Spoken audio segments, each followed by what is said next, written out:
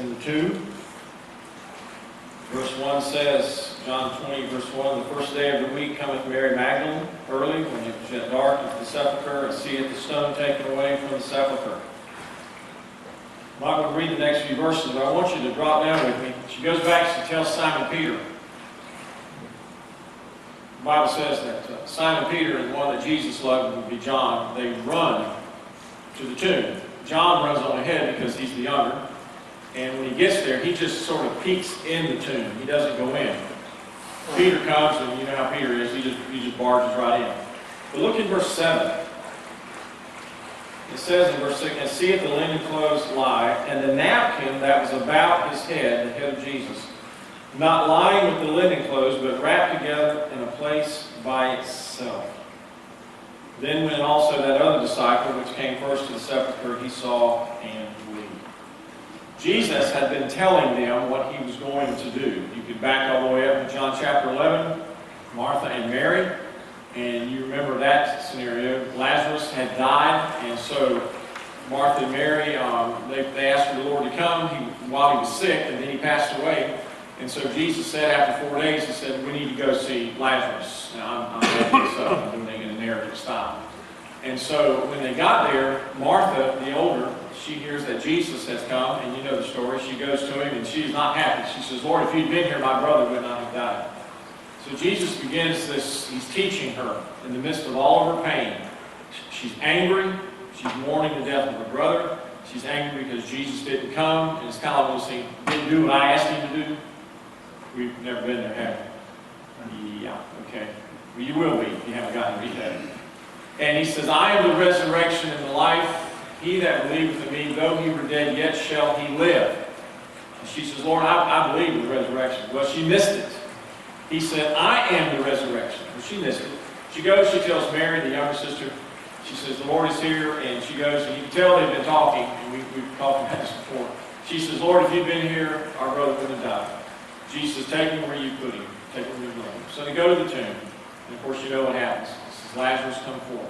All right, that's important. Resurrection. They have witnessed it. They knew Lazarus. He died. They saw the angst and the hurt of the sisters. So that's one thing. So now it's after the crucifixion. And Jesus has been telling them, I am the resurrection. I'm going to die for the sins of the world. He's been telling them, and he's not just dropping seeds.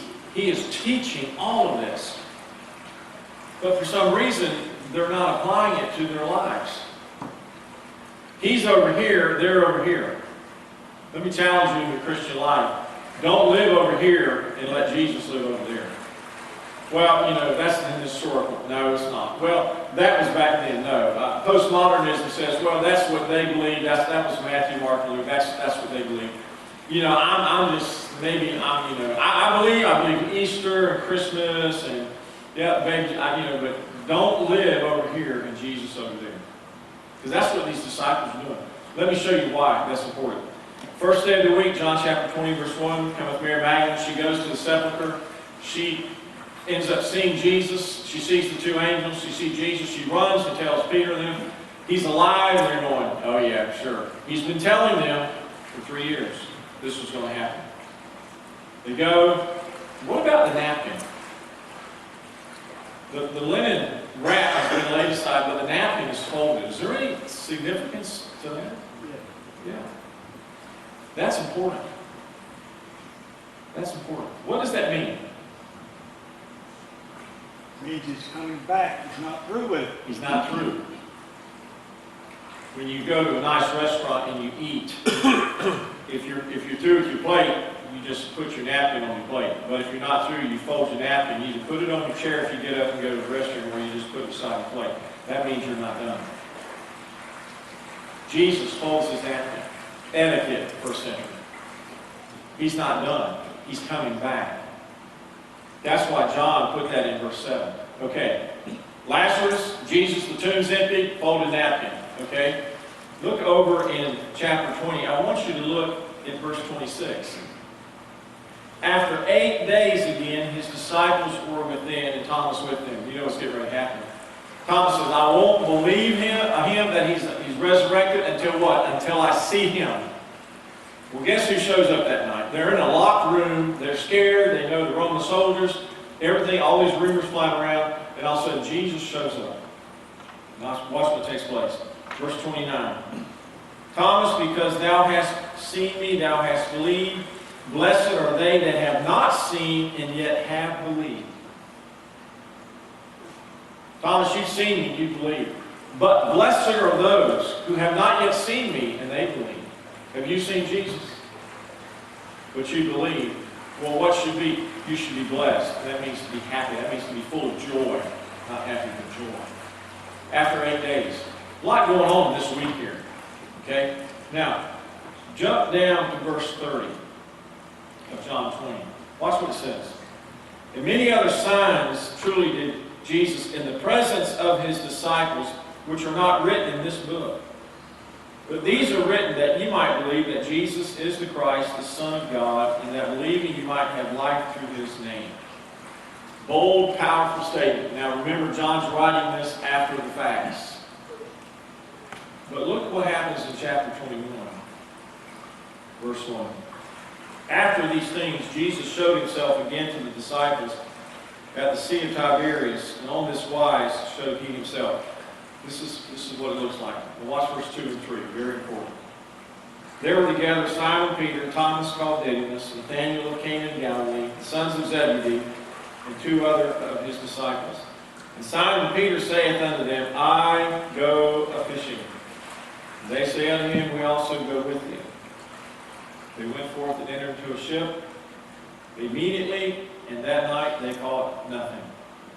Now, after all of this has taken place, and even the fact that Jesus said, you shall be fishers of men, and I want you to go and tell them that after the resurrection, and he's told them everything they need to do. Why is Simon, why are they going fishing? What are they doing? So here they are out in the boat. Now the Lord, he has a way of getting our attention in a magnificent way. You remember all the times in the Gospels it talks about how that Jesus went and he would be in the boat and had a storm, or Jesus would be teaching and he would get in the boat and he'd tell Simon Peter, push me out a little bit so I could preach. This is over by Capernaum at the north end of the lake. It's like a perfect amphitheater. And voices carry. You can stand, there's a church there, you can stand there on a quiet, windless day and you can hear the people down, probably a couple hundred yards, you can hear them talking on the dock down there. It's just magnificent. Well, so they've had all these boat experiences. And one time, Jesus tells his disciples they've been fishing all night, and he says, well, throw your net on the other side of the boat. Now, you know that just galled Simon Peter. I mean, he is the king fisherman. He said, all right, so they throw it in there, and what happens? They almost tears the net, sinks the boat. And Peter just says, you know, my Lord and my God. He says, well, you think this is a big deal. Wait till you start fishing for men. So they've had all these experiences. They've had all this stuff they've seen. The miracles, the signs, all of this stuff. And now they're back fishing. So what does Jesus do? He goes where they are so he can bring them where they need to be. The Lord Jesus will come where you are. There's no preacher, I love you, Dr. Percy Ray. He said, you can't go anywhere where God will be waiting on you. He said, you can run, but you can't hide. And I just think, wow. And then as I grew in my faith, I thought, because there's times I just wanted to just walk away from good. I don't go mow grass. This is on Monday morning pastor stuff. You know, I'm done. I'm a failure. I can't do anything right. Everything blows up.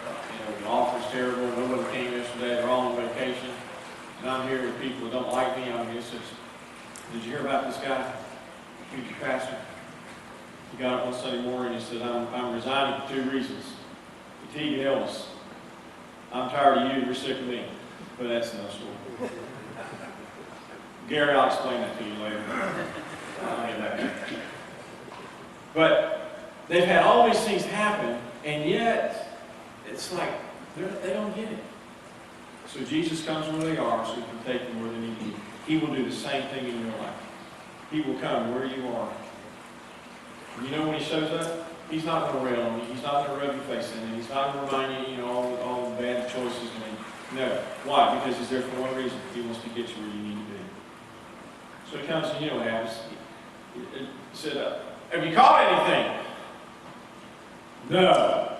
And you think things will start kicking in you. Not yet. He said, well, throw the net. back in the water. And all of a sudden, John sees him, and John recognizes him. He's the youngest. He said, "It is the Lord." As soon as he said, "It is the Lord," guess who dives off the boat and starts swimming to shore? Simon Peter, Mr. Spontaneous. Boom! He's in the water, swimming to shore. And he's up there, and of course, he's talking to Jesus. And by the time they get the net up there, Peter's so excited, he goes and he grabs the net, and he pulls it in, and they count the fish. 153 fish. That's a lot of fish. I don't care how big they are, that's still a lot of fish. So, but Jesus already has some things cooking on the story. And so then you know what happens. 3 questions. Why 3 questions? Well, Peter denied him how many times? Jesus meets him where he is to bring him where he needs to be. Okay, now watch this. Watch this. Peter, do you love me? Lord, you know I love you. Peter, do you love me? Lord, you know I love you. Peter, do you love me? Lord, you know all things about me. That's where Peter needed to be. He needed to quit being Mr. Spontaneous, always having an answer, being stubborn. He needed what? He needed to be pliable in the hands of Jesus. But he still got a little bit in him. Why? Because John is sitting beside him, and Peter looks up, and there's probably a little jealousy there because John was the favorite. He was. That happens. Jesus said, "Peter, you're going to go, and you're not going to be able, you're going to be out, and your life's going to be in the hands of somebody else, and they're going to take you where you want to go." He's talking about when he's arrested and all these things later on in his ministry. So then Peter's sitting there, and out of jealousy, he looks at John and he says, "What about him?" And Jesus says to him, and it's very strong, he says to him, "If I will that he tarry," this is in verse 22 of chapter 21, "if I will that he tarry till I come, what is that to thee? Follow thou me." Peter, you worry about Peter, and I'll take care of John. Peter, all you need to do is what? You follow me. You follow me. Now, I want you to look down at verse 25 of John 21. "There are also many other things which Jesus did, the which, if they should be written every one, I suppose that even the world itself cannot contain the books that should be written." All of the things that Jesus did in 3 years, and these men were with him. Why are they struggling in their faith? Okay, let's go look at them. Let's ask ourselves that question. All the things that God has done in and around you in your life. And are you as close to him as you can be, or should be, or need to be? You've seen God do incredible things. You've heard of him doing incredible things. He's done things in your life. But why are we still following from a guilty distance? We don't have an answer. I mean, I can say, "Well, you need to buck up, you need to man up, you need to do this, you know." To close, the answer is a heart problem. It's a heart problem. We need, every morning, we need to have a coronation service in our hearts and make Jesus King and Lord of our lives for that day. Why? Because we don't know what the day's going to hold. But he does. So we need to coronate. We need to have a coronation. Crown him King of Kings and Lord of Lords. Because if he's the King, you know what? It's easy to serve the King. Especially